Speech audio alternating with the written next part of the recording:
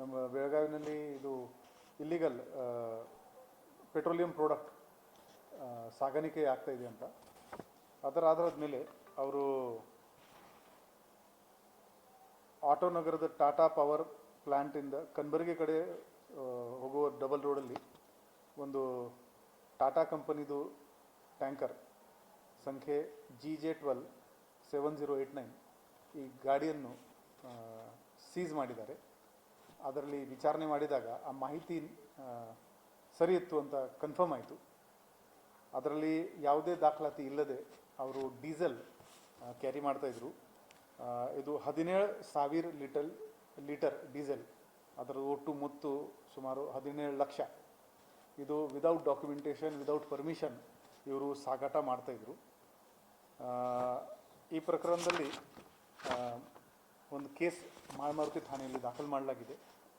ಈ case section 3, 7 ಮತ್ತು 10 essential commodities act, section 287 ಭಾರತೀಯ ನ್ಯಾಯ ಸಂಹಿತ ಹಾಗೂ motor spirit and high speed diesel ವಿತರಕ್ ಮತ್ತು ಮಾಲ್ ಪ್ರಾಕ್ಟೀಸಸ್ ತಡೆಗಟ್ಟುವಿಕೆ ಆದೇಶ 2005 ಪ್ರಕಾರ ಈ ಪ್ರಕರಣ ದಾಖಲು ಮಾಡಲಾಗಿದೆ. ಈ ಪ್ರಕರಣದಲ್ಲಿ ಆರೋಪಿ ನಮಗೆ ಈಗ ಸಿಕ್ಕಿದ್ದಾನೆ. ಅವನು ದಿನೇಶ್ ಕುಮಾರ್ ತಂದೆ ಭಾಗೀರಥ್ ರಾಮ್ಜಿ, ಇವನು ರಾಜಸ್ಥಾನ್ ಮೂಲದ ವ್ಯಕ್ತಿ ಇದ್ದಾನೆ. ಬಂದ್ ಮಾಡಿ ಇವರು ಬಂದ